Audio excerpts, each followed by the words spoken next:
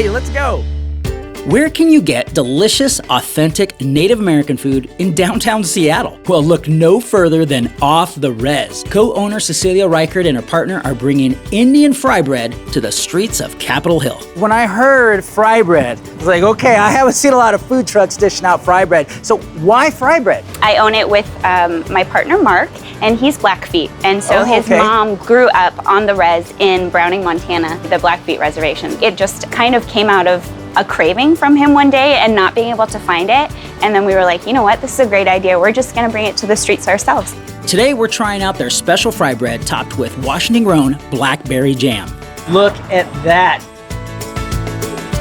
Not only is that fry bread super chewy, moist, soft, it's so good. That blackberry jam, amazing. Oh, thank you. I had to go for thirds. I like that messy bite, that's good. Now let's see what the people of Seattle think of this amazing fry bread. This fry bread is gonna just knock your socks off.